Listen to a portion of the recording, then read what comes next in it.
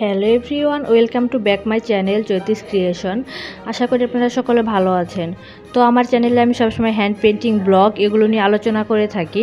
আজকে আমি hand painting এবং ব্লগের প্রধান উপাদান তুলি কীভাবে যত্ন করা যায় এবং ভালো রাখা যায় সেটি নিয়ে আলোচনা করব। স্কিপ না করে ভিডিওটি দেখতে থাকুন।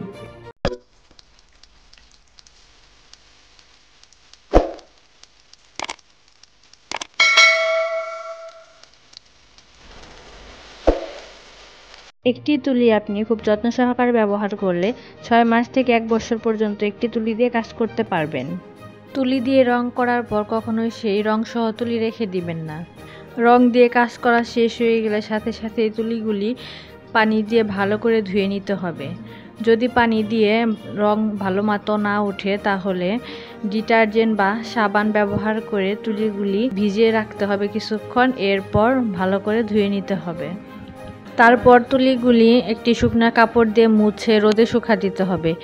তুলিগুলি যদি রোদে শুকিয়ে না রাখেন তাহলে তুলিগুলি নষ্ট হয়ে যাবে, আর সেটি যদি হয় কাঠের তুলি তাহলে তো কাঠগুলো একদম নষ্ট হয়ে যাবে। এবার আসি কালার প্লেটের যত্ন। কালার প্লেট কিভাবে যত্ন করতে হয় অনেকেই সেটা জানে না। তো রং করার পর অনেকে কালার প্লেট সেভাবে রেখে দেয়, যার কারণে রঙগুলি কালার প্লেটে বসে যায়। এর পরবর্তীতে কোনো রং দিয়ে কাজ করতে গেলে কালার ভালো মতো বোঝা যায় না। সেক্ষেত্রে কাজ করা শেষে কালার প্লেটগুলি ধুয়ে রাখতে হয়। আমরা কিন্তু কাজ করার সময় একটি তুলি দিয়ে কাজ করে থাকি সাধারণত।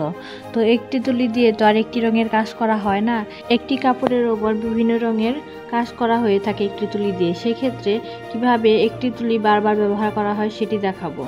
সবার প্রথমে একটি রং দিয়ে কাজ করার পর সেই তুলিটি একটি টিস্যু পেপারে মুছে নিতে হবে, তাহলে আলগা রং যেটা আছে সেটা উঠে যাবে। তারপর একটি পাত্রে পানি নিয়ে সেই পাত্রে তুলিটি ধুয়ে নিতে হবে একবার। এর পরবর্তীতে আরেকটি পাত্রে দ্বিতীয়বার পরিষ্কার পানি দিয়ে ধুতে হবে। তারপর পরিষ্কার হয়ে গেলে একটি টিস্যু বা শুকনা কাপড় দিয়ে তুলিটি মুছে নিতে হবে।